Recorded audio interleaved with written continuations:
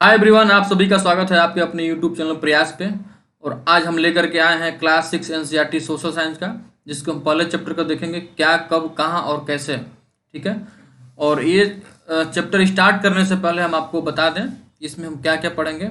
जैसे हम कोई भी चीज़ है आज के वर्तमान समय में जो चीज़ हम देख रहे हैं जान पा रहे हैं, तो वो चीज़ें हम पीछे भी कहीं ना कहीं किसी तरह से वो लिंक हैं, वो पीछे भी वो चीज़ें रही हैं, तभी आज हम उस चीज़ को आगे इन्वेंशन किए हैं या उसको जोड़ पाए हैं। तो हम इसको स्टार्ट करेंगे एक छोटी सी कहानी के माध्यम से। एक लड़की है जो रसीदा उसका नाम है, और उसी के माध्यम से हम आगे बढ़ेंगे। इसमें देखेंगे कि कब कहाँ क्या और कैसे रहा है, और आज के समय में आज के समय की परिस्थितियाँ क्या हैं, पिछले 100 साल पहले परिस्थितियाँ क्या थी और आने वाले समय में क्या परिस्थितियाँ होंगी, इस पर हम विचार विमर्श करेंगे और इस पर हम बातचीत करेंगे। तो आप लोगों को हम एक एक चीज़ बारीकी से समझाएंगे और एक एक चीज़ समझाते चलेंगे। उम्मीद करते हैं कि आप सभी लोगों को ये वीडियो पसंद आएगा। और बाकी के जो वीडियो हैं हमारे, आप लोग अगर नहीं देखे होंगे तो पीछे जाइए। और एनसीईआरटी का क्लास 9th और क्लास 10th की भी हम इकोनॉमिक्स एनसीईआरटी कवर किए हैं, जिसको जा करके आप प्लेलिस्ट में देख सकते हैं। और इसको शेयर करते चलिए, और जो लोग इस चैनल पर नए हैं चैनल को सब्सक्राइब करते चलिए, शेयर करते चलिए, लाइक करते चलिए। और इसमें हम आज देखने वाले हैं अध्याय 1 क्लास 6 एनसीईआरटी, जिसका सोशल साइंस का है हमारा अतीत। तो हम स्टार्ट करते हैं बिना किसी देरी के। इसमें हम देखते हैं जो रसीदा है, रसीदा बैठ कर के अखबार पढ़ रही है। और रसीदा एक लड़की का नाम है, यहाँ पे एक लड़की है जिसका नाम रसीदा है। तो इसके माध्यम से हम चीज़ों को समझेंगे। रसीदा क्या अखबार पढ़ रही थी, अचानक उसकी निगाह एक सुर्खी पर पड़ी 100 साल पहले। वह सोचने लगी कि कोई कैसे जान सकता है कि इतने वर्षों पहले क्या हुआ था। देखिए, वो न्यूज़पेपर पढ़ रही है और उसमें उसको क्या दिखता है कि 100 साल पहले कोई भी चीज़, अब जैसे मान लीजिए कि हम बात कर ले जो भी हमारा इतिहास रहा है, भूतपूर्व इतिहास जो भी रहे हैं हमारे, आप मॉडर्न की बात कर लीजिए, मिडल की बात कर लीजिए, एंशियंट की बात कर लीजिए, तो वो कहीं ना कहीं किसी न किसी तरीके से वो पहले का जो हिस्सा है, पहले का जो जो भी चीज़ें हैं उसको हम कैसे जान पाते हैं, कैसे उसको आज तक वो कहीं ना कहीं या तो लिखा हुआ है और या तो कहीं ना कहीं उसके प्रमाण मिले हैं। तो इस तरीके से हम जान पाते हैं कि नहीं, पहले ये भी चीज़ें रही हैं। तो इसी प्रकार से हम देखेंगे कि पहले क्या हुआ है, और पहले के समय में और आज के समय में। आजकल के इंटरनेट का ज़माना है आजकल, तो आजकल इंटरनेट पे हर चीज़ अवेलेबल है। तो अब 100 साल पहले क्या 1000 साल पहले की चीज़ें उस पर अपलोड हैं, तो आप देख सकते हैं। यह जानने के लिए कल क्या हुआ था, क्या कर सकते हैं, या तो रेडियो सुन सकते हैं, टेलीविज़न देख सकते हैं। अब जैसे टीवी अखबार में क्या है कि जो भी चीज़ें घटित हुई हैं पहले, उस पर या तो मूवी बन रही है, सीरियल बन रही हैं, तो उससे हम जान सकते हैं, सीख सकते हैं।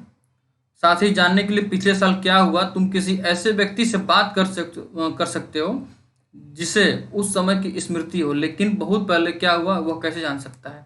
अब जैसे आप दादा परदादा जो भी हैं आपके, जो 70-80 साल जिसकी एज है, 90-95 साल जिसकी एज है, अगर उनके पास बैठेंगे तो वो अपने समय की बात बताएंगे कि पहले के समय में लोग कैसे रहते थे, कैसे उनका खान पान होता था, कैसे पहनाव ओढ़ा होता था। ये सब चीज़ वो लोग बताएंगे। और पहले के लोग जो है कैसे लिखते पढ़ते थे, पढ़ाई लिखाई कैसे करते थे, तो वो लोग बताएंगे। वो तभी तक का बता पाएंगे जब तक का उनको ध्यान है, जब जितनी उनकी एज है। लेकिन अब उनसे पहले की आप बात करेंगे तो शायद वो न बता पाएँ। इसमें यही कहा गया कि वो लोग वहीं तक बता सकते हैं जहाँ तक उनको याद हो। ठीक है। तो अतीत के बारे में हम क्या जान सकते हैं, जैसे लोग क्या खाते थे पहले, जैसे हम बताएं आपको, क्या कपड़े पहनते थे, किस तरह घरों में रहते थे, और आखेटक जैसे जो शिकारी होते हैं वो कैसे थे, पशुपालक कैसे थे, कृषक कैसे थे, ये सब चीज़ का बारे में हम जानेंगे। जैसे कलाकार, संगीतकार, आजकल तो देख रहे हैं कलाकार हुए, संगीतकार हुए, तो एक अलग ही तरीका है उन लोगों का। पहले के लोगों का अलग तरीका होता, तो बदलाव हुआ है। जैसे जैसे समय परिवर्तन हुआ, जैसे जैसे चीज़ें विकसित हुई, लोगों का दिमाग विकसित हुआ, मशीनरी हर चीज़ में जब आ गया, तो काफ़ी परिवर्तन हुआ है पहले से। तो हम उस जानकारी को कैसे हासिल कर सकते हैं कि कौन सी कहानियाँ सुनते थे, कौन सा नाटक देखते थे, पहले क्या था कि एक किसी के घर में टीवी होता था तो कम से कम 10 घर के लोग टीवी देखने आते थे। तो इस चैप्टर के माध्यम से हम यही देखेंगे कि पहले के जो लोग थे उन लोगों का जीवन शैली कैसा था, उन लोगों का रहन स्वभाव, खान पान कैसा था, और आज के समय में लोगों का कल्चर कैसा है, इसके बारे में हम पूरी तरीके से आज इस पे बात करने वाले हैं। ठीक है। लोग कहाँ रहते थे? तो कई लाख वर्ष पहले से लोग इस नदी के तट पर रह रहे हैं। ठीक है। कहीं कहीं लोग पहले नदी के तट पे या जंगल में या गुफा में ऐसे करके रहते थे, और लोग फल फूल यही सब खा करके रहते थे, या किसी प्रकार का जानवर का शिकार करके यही सब खाते थे। ठीक है। अब हम बात कर लें जैसे पश्चिम, इसमें देखिए मानचित्र दियो, मानचित्र के माध्यम से आपको देखना है कि उत्तर पश्चिम की सुलेमान और किरथर पहाड़ियों का पता लगाना है इसमें। तो मानचित्र के माध्यम से आप देख सकते हैं, तो मानचित्र आप आराम से इसको देख सकते हैं। मैं आपको जो भी इसका थ्योरेटिकल है मैं उसको आपको समझा दे रहा हूँ कि इस क्षेत्र में ऐसे कुछ स्थान है जहाँ लगभग 8000 वर्ष पूर्व स्त्री पुरुषों ने सबसे पहले गेहूं और जौ जैसी फसलों का उपजाना आरंभ किया। अब देखिए, गेहूं और जौ या चावल की बात कर ले, कुछ भी है जिसको हम आज खा रहे हैं या उपजा रहे हैं आसानी से, तो ये कभी न कभी किसी एक ज़माने में कोई न कोई व्यक्ति तो शुरुआत इसका किया ही होगा। अब वो ऐसा तो है नहीं कि नहीं अचानक आ गया, किसी ने शुरुआत किया, एक लगाया, दो लगाया, ऐसे करते ही करते ये बढ़ते गया। हर जगह किसी एक पार्टिकुलर क्षेत्र में होता था, और आज है कि हर जगह हो रहा है। तो ये चीज़ें रही हैं। अब भेड़ बकरी और गाय बैल, देखिए ये 6 क्लास का है, तो एकदम बेसिक है। इसमें ये जो 6 क्लास के बच्चे होते हैं, 6 क्लास के, उन लोग के हिसाब से बनाया गया है। तो ये वीडियो वो लोग भी देख सकते हैं, और बाकी जो एकदम बेसिक जिसका क्लियर नहीं है वो सब भी ये चीज़ें पढ़ सकते हैं। भेड़ बकरी और गाय बैल जैसे पशुओं को पालतू बनाना शुरू किए। अब जैसे आज भी हम लोग पालतू में क्या रखते हैं, गाय भैंस ऐसे को रखते हैं जिससे हमको फ़ायदा हो। अब जैसे गाय है तो आपको दूध की दिक्कत नहीं होगी, भैंस है तो दूध की दिक्कत नहीं होगी, आपके पास बकरी है तो दूध की दिक्कत नहीं होगी, दूध वो भी देती है। और लोग कुत्ता भी पालना शुरू कर दिए। कुत्ता उत्ता से क्या है कि सुरक्षा के लिए, अपने घरों की सुरक्षा के लिए पालना शुरू कर दिए। अब जैसे उत्तर पूर्व में गारो तथा मध्य भारत में विंध्य पहाड़ियों का इसमें पता लगाने की बात की गई है। तो आप इस मानचित्र में आप देख सकते हैं पूरा। अब मानचित्र को हम करने लगेंगे तो काफ़ी ज़्यादा समय लग जाएगा, तो हम आपको थ्योरेटिकल जो भी चीज़ें हम बता दे रहे हैं। ये कुछ अन्य ऐसे क्षेत्र थे जहाँ कृषि का विकास हुआ। अब इसमें दे रहा है कि उत्तर पूर्व में जो गारो तथा मध्य भारत में विंध्य पहाड़ियों का जो क्षेत्र था, वहाँ पे क्या होता था, कृषि का वहाँ पे विकास हुआ, वहीं से कृषि का विकास होना प्रारंभ हुआ, जहाँ सबसे पहले चावल उपजाया गया। मैंने बताया आपको कि जो चावल गेहूँ जो भी चीज़ें हैं, ये कहीं ना कहीं से इसकी शुरुआत हुई है। तो सबसे पहले इसकी शुरुआत कहाँ से हुई थी? इस एनसीईआरटी के माध्यम से देखें तो जैसे उत्तर पूर्व में गारो तथा मध्य भारत में विंध्य पहाड़ियों के क्षेत्र से, ये कुछ ऐसे क्षेत्र थे जहाँ पे कृषि का विकास हुआ, और सबसे पहले चावल यहाँ पे उपजाया गया। और ये स्थान विंध्य के उत्तर में स्थित थे। ठीक है। अब ये मैप है, मैप को आप लोग देख सकते हैं। यहाँ पे देखिए तुंगभद्रा नदी है, इधर तुंगभद्रा, कृष्णा नदी, ये सब देखिए। अब इधर है ईस्ट वेस्ट, ऊपर हो गया नॉर्थ, अब नीचे हो गया साउथ, ये 4 हो गया। इस हिसाब से आप मैप में देख सकते हैं कि किसकी दिशा क्या है। अब देखिए इधर ब्रह्मपुत्र नदी, गारो पहाड़िया जो ऊपर दिया था ना, गारो पहाड़िया, ठीक है, गारो तथा मध्य भारत में विंध्य पहाड़िया। तो अब ये देखिए ये गारो पहाड़िया इधर है और विंध्य पहाड़िया मध्य में। तो ये ऐसे क्षेत्र थे जहाँ पे कृषि का प्रारंभ हुआ था। तो ऐसे आप मानचित्र में देख सकते हैं, मैंने आपको यहाँ पे हिंट कर दिया है। ठीक है, ये ऐसे क्षेत्र थे जहाँ पे कृषि का विकास प्रारंभ हुआ यहाँ से। अब हम आगे देखते हैं।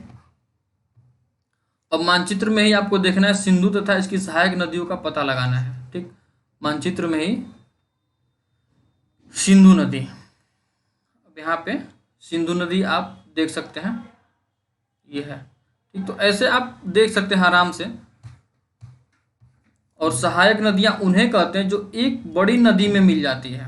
कोई एक नदी जो बड़ी नदी में मिल जाती है, लगभग 4700 वर्ष पूर्व इन्हीं नदियों के किनारे कुछ आरंभिक नगर फले फूले, और इन्हीं नदियों के किनारे जो है कुछ नगर छोटे मोटे बसाए गए। देखिए, जो भी नगर होते थे उसको नदियों के किनारे, या ऐसे अगर हम बात कर लें तो जो भी सहायक नदियाँ थी या अन्य नदी, उनके किनारे क्यों बसाया जाता था, इसके पीछे का रीजन हम आपको बता दे रहे हैं कि नदियों के किनारे किसी भी गांव या किसी भी नगर को बसाने का रीजन सिर्फ यही था कि वहाँ पे जो भी संसाधन या जो भी कुछ था नदियों से ही आना जाना होता था।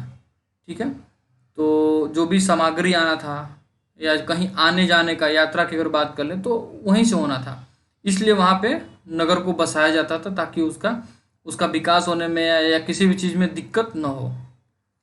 ठीक है, गंगा व इसकी सहायक नदियों के किनारे तथा समुद्र तटवर्ती इलाकों में नगरों का विकास लगभग 2500 वर्ष पूर्व हुआ। गंगा तथा सहायक नदियों का इसमें पता लगाना है, आप मैप में देख सकते हैं। हम बता दे रहे हैं, गंगा के दक्षिण क्षेत्र में इन नदियों के आसपास का क्षेत्र प्राचीन काल में मगध, वर्तमान बिहार, जो मगध का क्षेत्र है वर्तमान बिहार के नाम से जाना जाता था। ठीक है, इसके शासक बहुत शक्तिशाली थे, उन्होंने एक राज्य स्थापित किया था। ठीक है, देश के अन्य हिस्सों में ऐसे राज्यों की स्थापना की गई थी।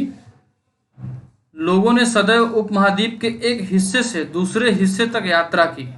ठीक है, कभी कभी हिमालय जैसे पर्वत, ऊंचे पर्वतों, पहाड़ियों, रेगिस्तान, नदियों तथा समुद्रों के कारण यात्रा जोखिम भरी होती थी। कभी कभी क्या होता था कि यात्रा जो है एक महाद्वीप से दूसरे महाद्वीप तक भी करना पड़ता था। ठीक है, और कभी कभी हिमालय जैसे उच्च पर्वतों, पहाड़ियों, रेगिस्तान, नदियों तथा समुद्रों के कारण यात्रा जो है जोखिम भरी होती थी। ठीक है, फिर भी यात्रा उनके लिए असंभव नहीं थी। अतः कभी लोग काम की तलाश में तो कभी प्राकृतिक आपदाओं के कारण एक स्थान से दूसरे स्थान जाया करते थे। ठीक है, कभी कभी सेनाएं दूसरों के क्षेत्र पर विजय हासिल करने के लिए जाती थी। कभी कभी क्या होता था कि सेनाएं जो है दूसरे क्षेत्र पर विजय हासिल करने के लिए भी जाती थी। कैसे जाती थी? उसी समुद्र में ही, उसी नदी में ही, उसी नदी के सहारे जाती थी, नाव के सहारे जाती थी। ठीक है, इसके अतिरिक्त व्यापारी कभी काफिले में तो कभी जहाज़ों में अपने साथ मूल्यवान वस्तुएं लेकर एक स्थान से दूसरे स्थान जाते रहते थे। ये धार्मिक गुरु लोगों को शिक्षा सलाह देते हुए एक गांव से दूसरे गांव, एक कस्बे से दूसरे कस्बे जाया करते थे। कुछ लोग नए और रोचक स्थानों को खोजने की चाह में उत्सुकतावश भी यात्रा किया करते थे। इन सभी यात्राओं से लोगों को एक दूसरे के विचारों को जानने का अवसर मिला। अब हम आपको समझा दे रहे हैं। देखिए, उस समय क्या होता था कि एक गांव से दूसरे गांव भी लोग जाते थे, और कुछ लोग तो ऐसे थे कि वो रोचक स्थानों को खोजने के लिए जाते थे उत्सुकतावश। एक उत्सुकता नहीं होता कि नहीं वहाँ, जैसे आज के समय में देख लीजिए, बहुत लोग घूमने के बहुत तो आदी होते हैं, तो उनको लगता है कि नहीं अच्छे अच्छे जगह जाना चाहिए, तो उत्सुकतावश जाते हैं। तो उस समय भी लोगों के अंदर उत्सुकता थी कि नहीं हम यहाँ जाएं, यात्रा करें। ठीक है, और आज लोग यात्रा क्यों करते हैं? पहाड़ियां, पर्वत और समुद्र इस उपमहाद्वीप की प्राकृतिक सीमा का निर्धारण करते हैं। हालांकि लोगों के लिए इन सीमाओं को पार करना आसान नहीं था। जिन्होंने ऐसा चाहा वे ऐसा कर सके, वे पर्वतों की ऊंचाई को छू सके तथा गहरे समुद्रों को पार कर सके। उपमहाद्वीप के बाहर से भी कुछ लोग यहाँ आए और यहीं बस गए। लोगों के इस आवागमन ने सांस्कृतिक परंपराओं को समृद्ध किया।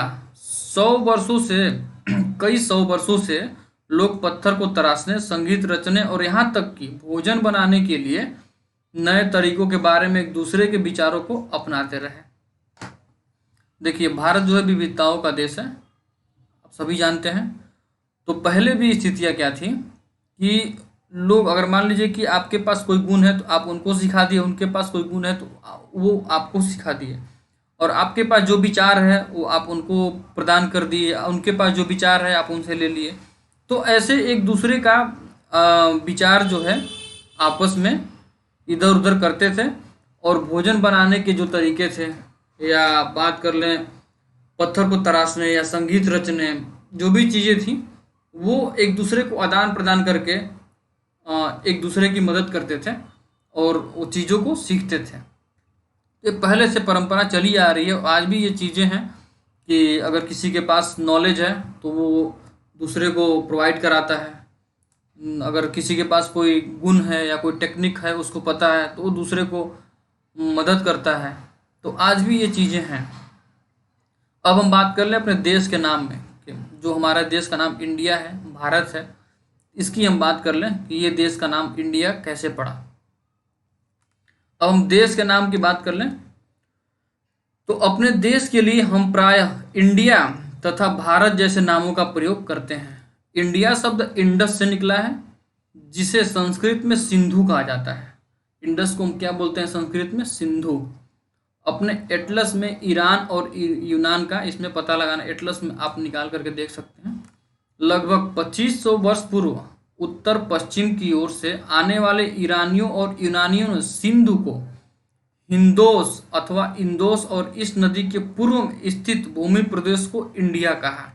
देखिए, अब बहुत लोगों को ये चीज़ें क्लियर होगी कि जो ईरानी थे और यूनानी सिंधु को हिंदोस कहते थे। सिंधु नहीं, वो हिंदू बोलते थे। सिंधु नहीं, उसको क्या बोलते थे? हिंदू।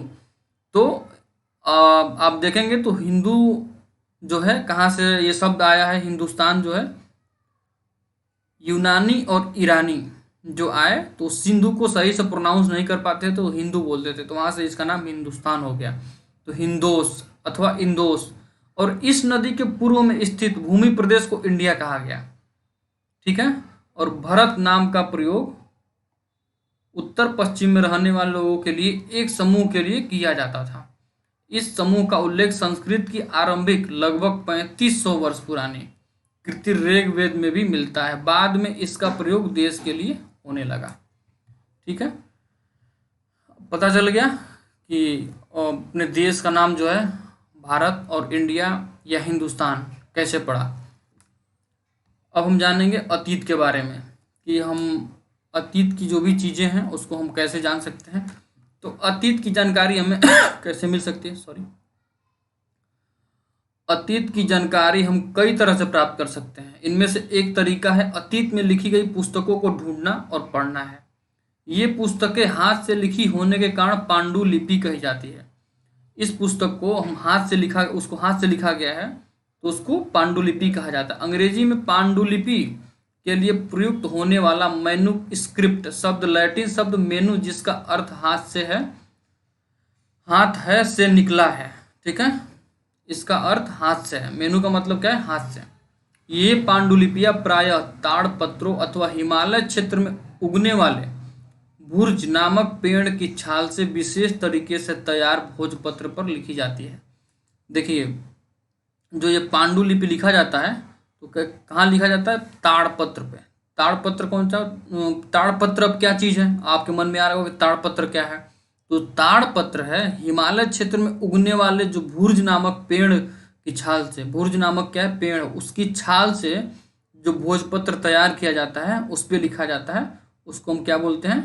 पांडुलिपि। ताड़पत्र पे लिखते हैं अपने हाथ से।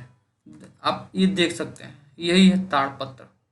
आप चित्र के माध्यम से देख सकते हैं और ताड़पत्र पे ये पूरा हैंड रिटन में लिखा हुआ है। ठीक है, आप एक एक चीज़ को देख सकते हैं। वो अलग बात है कि समझ में नहीं आएगा। पांडुलिपि, इसी को बोलते हैं पांडुलिपि। इतने वर्षों में इनमें से कई पांडुलिपियों को कीड़ों ने खा लिया। अब वो ताड़ पत्र है तो किसी पेड़ की छाल से निकला है, तो पेड़ की छाल में कीड़े तो लगते ही हैं। तो कितने कीड़ों ने खा लिया, कुछ नष्ट कर दी गई। फिर भी ऐसी कई पांडुलिपियां आज भी उपलब्ध हैं। प्रायः ये पांडुलिपियां मंदिरों और विहारों में प्राप्त हैं। इन पुस्तकों में धार्मिक मान्यताओं व व्यवहारों, राजाओं के जीवन, औषधियों तथा विज्ञान, देखिए आराम से इसको समझिएगा, ये काफ़ी इंटरेस्टिंग टॉपिक है। इस पांडुलिपि जो पांडुलिपियां हैं कहाँ प्राप्त हैं? मंदिरों और विहारों में। इन पुस्तकों में धार्मिक मान्यताओं और व्यवहारों, राजाओं के जीवन, औषधियों तथा विज्ञान आदि सभी प्रकार के विषयों की चर्चा मिलती है। इनके अतिरिक्त हमारे यहाँ महाकाव्य, कविताएं तथा नाटक भी हैं। इनमें से कई संस्कृत में लिखे हुए मिलते हैं, जबकि अन्य प्राकृतिक और तमिल में हैं। प्राकृतिक भाषा का प्रयोग आम लोग करते थे। जो प्राकृतिक भाषा थी उस समय के जो आम लोग थे वो लोग करते थे। आम लोग मतलब कि जो सामान्य व्यक्ति, किसी प्रकार का कोई वीआईपी ट्रीटमेंट नहीं, उनके साथ कोई वीआईपी व्यवस्था नहीं, वो आम आदमी होते हैं। ठीक है, हम अभिलेखों का भी अध्ययन कर सकते हैं। ऐसे लेख पत्थर अथवा धातु जैसी अपेक्षाकृत कठोर सतहों पर उत्कीर्ण किए गए मिलते हैं। कभी कभी शासक अथवा अन्य लोग अपने आदेशों को इस तरह उत्कीर्ण करवाते थे ताकि लोग उन्हें देख सके पढ़ सके तथा उनका पालन कर सकें। और कुछ अन्य प्रकार के अभिलेख भी मिलते हैं जिनमें राजाओं तथा रानियों सहित अन्य स्त्री पुरुषों ने भी अपने कार्यों के विवरण उत्कीर्ण करवाए हैं। जैसे उदाहरण की अगर हम बात कर लें तो उदाहरण के लिए प्रायः शासक लड़ाइयों में अर्जित विजयों का लेखा जोखा करते थे। ठीक है, अब इसमें क्या है, ये है आपका लेख। ठीक है, अब वो लेख जो है, जो भी पत्थर पे लिखवाए जाते थे, तो जो राजा थे कुछ अपने अपने तरीके से अपनी अपनी बातें, अपनी अपनी चीज़ें पत्थर पे लिखवाते थे। ये हमारा अतीत है।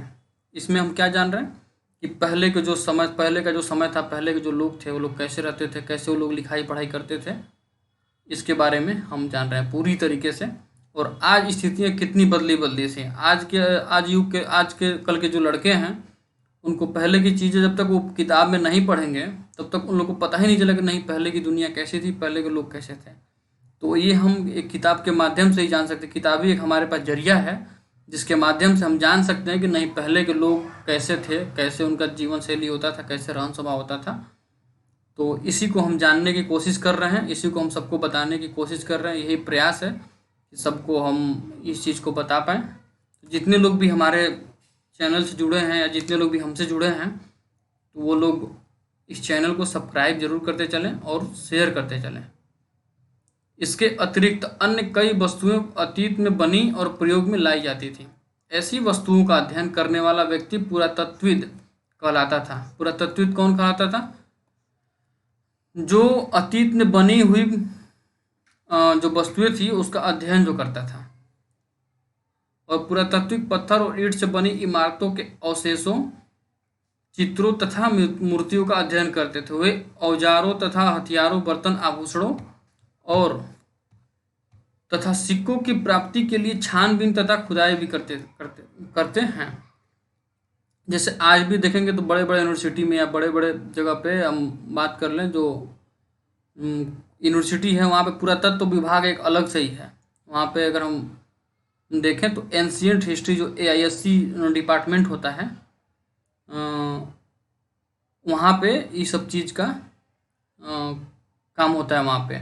वहाँ इस टॉपिक से जो रिसर्च करता है, AISC में जो रिसर्च करता है, तो उसका काम है, उसको हम पुरातात्विक बोल सकते हैं कि वो पुरातात्विक है। तो वो क्या करते हैं कि सिक्कों की प्राप्ति के लिए छानबीन, जहाँ पे उनको लगेगा कि नहीं यहाँ पे ये चीज़ें रही हैं, यहाँ पे हमारे पहले की चीज़ें ऐसी हैं, तो उसको वो खुदाई करते हैं, खुदाई करके उसको प्राप्त करते हैं। इनमें से कुछ वस्तुएं पत्थर, पक्की मिट्टी तथा कुछ धातु की बनी हो सकती हैं। ऐसे तत्व कठोर तथा जल्दी नष्ट न होने वाले होते हैं। अब देख लीजिए ये घड़ा है, इतनी जल्दी नष्ट होने वाला नहीं है। ठीक है, अब यही देख लीजिए कुछ धातु के जो बने हुए हैं, ये सब धातु के हैं, ये सब नष्ट होने वाले नहीं हैं। पुरातत्वविद होते हैं जो रिसर्च करते हैं अपने अतीत की चीज़ों को जानने के लिए। जानवरों, चिड़ियों तथा मछलियों की हड्डियां भी ढूंढते हैं। इससे उन्हें यह जानने में मदद मिलती है कि अतीत में लोग क्या खाते थे। वनस्पतियों के अवशेष बहुत मुश्किल से बच पाते थे। यदि अन्न के दाने अथवा लकड़ी के टुकड़े जल जाते हैं तो वे जले हुए रूप में बचे रहते हैं। पांडुलिपियों, अभिलेखों तथा पुरातत्व से ज्ञात जानकारियों के लिए इतिहासकार प्रायः स्रोत शब्द का प्रयोग करते हैं। स्रोत का मतलब सोर्सेज।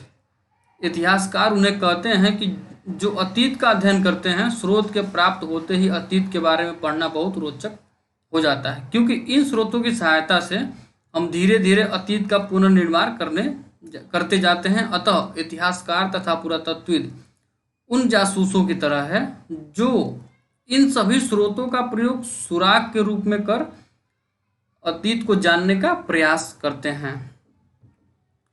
ठीक है। अतीत एक या अनेक, इस पुस्तक के शीर्षक हमारे अतीत पर ध्यान दिया। इसमें यह पूछ रहा है कि हमारे अतीत पर ध्यान दिया। यहाँ अतीत शब्द का प्रयोग बहुवचन के रूप में प्रयोग किया गया है। ऐसा तथ्य की ओर ध्यान दिलाने के लिए किया गया है कि अलग अलग समूह के लोगों के लिए इस अतीत के अलग अलग मायने थे। उदाहरण के लिए पशुपालकों अथवा कृषकों का जीवन, राजाओं तथा रानियों का जीवन तथा व्यापारियों का जीवन, शिल्पकारों का जीवन से बहुत भिन्न था। देखिए, सबका जीवन जो है अलग अलग था, सबका भिन्न था। जैसा कि आज भी देखते हैं, उस समय भी देश के अलग अलग हिस्सों में लोग अलग अलग व्यवहारों, रीति रिवाजों का पालन करते थे। अगर उदाहरण के रूप में देखें तो आज अंडमान द्वीप के अधिकांश लोग अपना भोजन मछलियां पकड़कर, शिकार करके तथा फल फूल के संग्रह द्वारा प्राप्त करते हैं। इसके विपरीत शहरों में रहने वाले लोग खाद्य आपूर्ति के लिए अन्य व्यक्तियों पर निर्भर करते हैं। ठीक है। इस तरह के भेद अतीत में भी विद्यमान थे, जैसे आज भी है। तो अब शहर में जो लोग हैं वो लोग क्या करते हैं, वो लोग खेती तो करते नहीं हैं, वो लोग पूरी तरह से डिपेंड, उनके पास पैसा है, मार्केट जाते हैं, खरीद कर लाते हैं चावल दाल गेहूँ जो भी है। और वो चावल दाल गेहूँ उपजाता कौन है? किसान उपजाता है, लाके मार्केट में बेचता है, और मार्केट से जो शहर के लोग हैं वो लोग खरीद करके लाते हैं। तो वहाँ यहाँ पे भी एक दूसरे पे लोग डिपेंड हैं। और पहले भी ये चीज़ें होती थी कि उस समय भी एक दूसरे पे लोग निर्भर थे, आज भी एक दूसरे पे लोग निर्भर हैं। इसके अतिरिक्त एक अन्य तरह का भेद है, उस समय शासक अपनी विजयों का लेखा जोखा रखते थे। यही कारण है कि हम उन शासकों तथा उनके द्वारा लड़ी जाने वाली लड़ाइयों के बारे में काफ़ी कुछ जानते हैं, जबकि शिकारी, मछुआरे, संग्राहक, कृषक अथवा पशुपालक जैसे आम आदमी प्रायः अपने कार्यों का लेखा जोखा नहीं रखते थे। पुरातत्व की सहायता से हमें उनके जीवन को जानने में मदद मिलती है, हालांकि अभी भी इनके बारे में बहुत कुछ जानना शेष है। और आगे वाले में देखेंगे अभी क्या क्या जानना है। अब हम देखते हैं इसमें तिथियों का मतलब, जो तिथि है, जो डेट है, उसके बारे में जानते हैं कि वो क्या है, कैसे है। हम जो भी आज तिथि देख रहे हैं, आज जो भी डेट है, इसको हम कैसे काउंट करते हैं। तो अगर कोई आपसे भी पूछे तिथि के विषय में कि उस दिन की तारीख, माह, वर्ष, जैसे कि 2000 या इस तरह का कोई भी वर्ष, तो वर्ष की गणना कैसे की जाती है? जो ईसाई धर्म प्रवर्तक ईसा मसीह थे, उनके जन्म की तिथि से की जाती है। अतः 2000 वर्ष कहने का तात्पर्य क्या है कि ईसा मसीह का जो जन्म है, ईसा मसीह के जन्म के 2000 वर्ष के बाद। अगर 2000 वर्ष पूर्व कहा जाए तो ईसा मसीह के जन्म से पहले। ठीक है। तो इस पुस्तक में हम 2000 को अपना आरंभिक बिंदु मानते हुए वर्तमान से पूर्व की तिथियों का उल्लेख करेंगे। अब जैसे जो है हम 2000 की अगर हम बात कर ले तो 2000 ईसा मसीह के जन्म के बाद का आज ये डेट चल रहा है। अगर इंग्लिश में बात करें तो BC, हिंदी में ईसा पूर्व का तात्पर्य है बिफोर क्राइस्ट, मतलब ईसा पूर्व होता है। कभी कभी तिथियों से पहले AD हिंदी में लिखा जाता है। ठीक। यहाँ एनो डोमिनी नामक 2 लैटिन शब्दों से बना है तथा इसका तात्पर्य ईसा मसीह के जन्म के वर्ष से है। कभी कभी AD की जगह CE तथा BC की जगह BCE का प्रयोग होता है। CE अक्षरों का प्रयोग कॉमन एरा तथा BCE का बिफोर, BCE का मतलब क्या होता है? Before common era. इसको ध्यान दीजिएगा, BCE का मतलब बिफोर कॉमन एरा के लिए होता है। और इन शब्दों का प्रयोग इसलिए करते हैं क्योंकि विश्व के अधिकांश देशों में अब इस कैलेंडर का प्रयोग सामान्य हो गया है। भारत में तिथियों के इस रूप का प्रयोग लगभग 200 वर्ष पूर्व आरंभ हुआ। 200 वर्ष पूर्व इसका आरंभ हुआ है। ठीक है। और कभी कभी अंग्रेजी के BP अक्षरों का प्रयोग, जिसका तात्पर्य बिफोर, प्रेजेंट, वर्तमान से पहले है। ठीक है। इसमें हम क्या क्या चीज़ पढ़े हैं, इसको हम अब इधर जो भी है इसके उत्तर। तो इसको तो आप लोग अपने हिसाब से कर सकते हैं, आराम से बैठ करके देखिए, ये सब चीज़ें कर दी हुई हैं और हमने आपको आज सब बता दिया। फाइनली क्लास 6 एनसीईआरटी जो सोशल साइंस का है, हमारा अतीत, हमारे अतीत में पहले लोग कैसे थे, क्या था, ये सब चीज़। ठीक है, तो हम एक बार फिर से रिवाइज कर लेते हैं कि पहले हम क्या पढ़े हैं पूरा चीज़। देखिए, हम आज पढ़े हैं कि पहले के जो राजा महाराजा थे, पहले के लोग जो सामान्य लोग थे, उनका जीवन कैसा होता था, और आजकल के जो वीआईपी लोग हैं उनका जीवन कैसा है। तो ये हम आज के समय में, पहले के समय में इसको हम तुलना कर सकते हैं, इसी के बारे में हमने आज डिस्कस किया है। फिर हम कल लेकर के आएंगे इसका दूसरा chapter, class 6 NCERT social science का एक दूसरा चैप्टर कल हम लेकर के आएंगे।